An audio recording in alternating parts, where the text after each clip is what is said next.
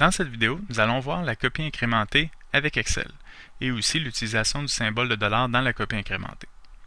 Tout d'abord, la copie incrémentée, c'est quoi? On va faire ça avec un petit exemple. Par exemple, je prends une cellule au hasard, ça peut être la cellule A1. J'écris un mois de l'année, par exemple janvier. J'écris février. Et là, j'ai 2 mois de l'année d'écrit. Je sélectionne ces 2 mois de l'année. Et dans le coin inférieur droit, j'ai un petit carré quand j'ai sélectionné mes deux cellules.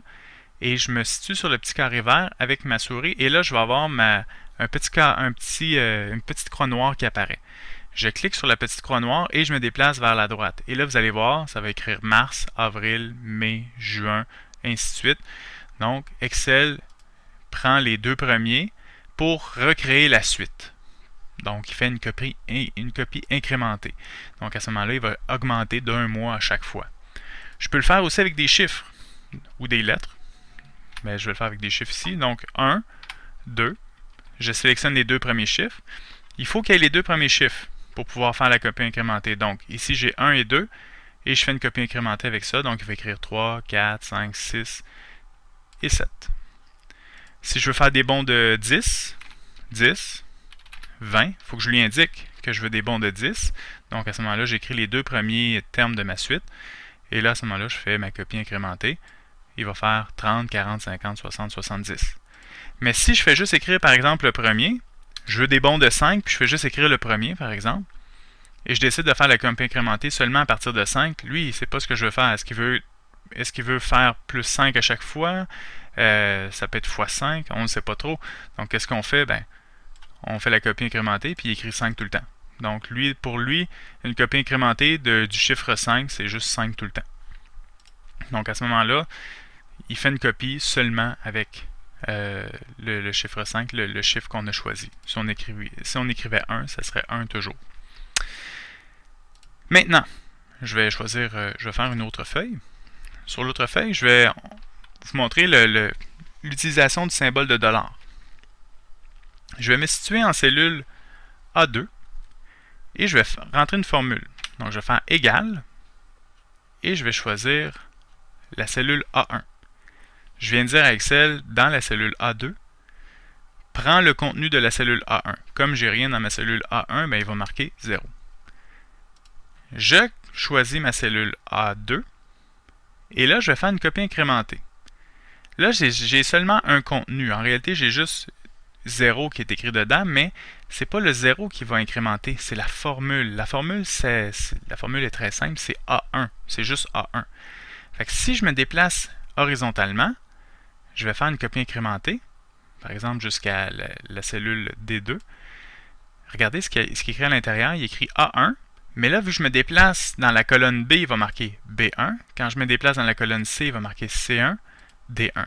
Donc, vous voyez, ce qu'il fait, c'est qu'il incrémente les lettres. Donc, A, B, C, D, parce qu'on se déplace horizontalement. Quand on se déplace horizontalement, on se déplace dans les colonnes, et quand on se déplace dans les colonnes, on se déplace dans les lettres. Parce que les lettres sont pour les colonnes, et les lignes, c'est les chiffres. Donc, horizontalement, je me suis déplacé, ça fait égal A1, égal B1, égal C1 et égal D1. Donc, les contenus ont changé horizontalement. Si j'avais voulu dire à Excel, ne change pas, reste toujours en cellule A1. Je ne veux pas que tu changes de colonne. Je veux juste que tu restes sur la première ligne, mais tu ne changes pas de colonne. Ce que je vais faire, je vais me situer en cellule A2, à l'endroit où j'ai marqué égal A1. Et devant le A, je vais rajouter un symbole de dollar. Le symbole de dollar dit à Excel, le dollar il est devant le A.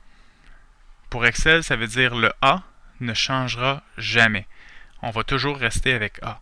Peu importe si on fait une copie incrémentée, on va toujours rester avec A. Donc, je fais Enter et je me déplace. Quand je me déplace vers la droite, je fais la copie incrémentée. Je la fais jusqu'à la cellule D2, par exemple. Et voyez ce qui se produit. J'ai A1. Ici, il va demander le contenu de la cellule A1. Là, normalement, il serait supposé d'écrire B1 quand je me déplace vers la droite, mais il va encore écrire A1 parce que j'ai fixé la colonne A. Et encore une fois, il va écrire A1, encore une fois, il va écrire A1 quand je vais être rendu à la cellule D2. Donc, j'ai fixé la colonne. J'ai fixé la colonne quand je me suis déplacé horizontalement. Mais si je me déplace verticalement, Par exemple, je me situe ici, je fais une copie incrémentée vers le bas. Il va choisir la cellule A1 et il va choisir la cellule A2. Donc, je lui permets de se déplacer verticalement parce que je n'ai pas fixé la ligne. Je vais effacer le tout et je vais faire le même exercice verticalement.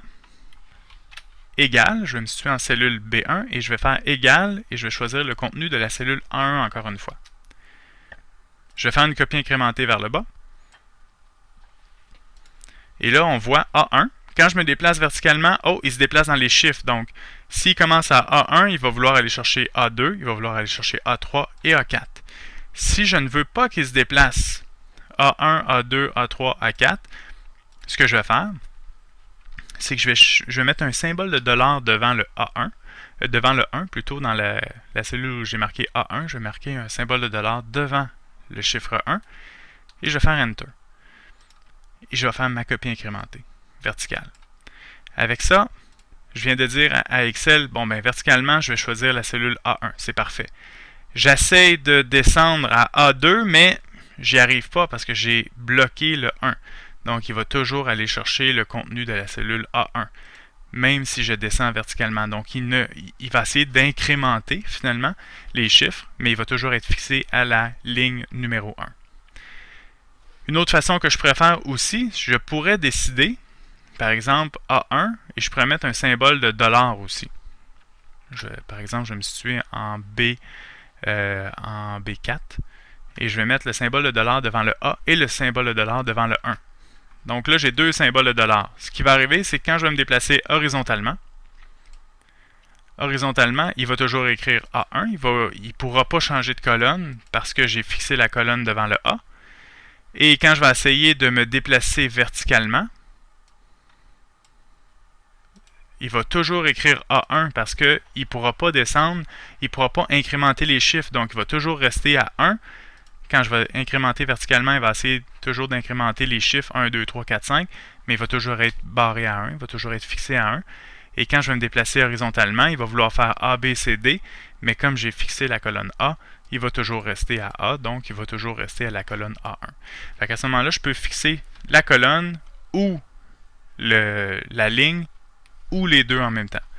Donc, c'est une des possibilités. Ce sont les possibilités que j'ai avec ça. C'est donc la façon de procéder pour c'est un petit cours, finalement, une petite présentation sur les symboles de dollar et les copies incrémentées. Ça met donc fin à la présentation.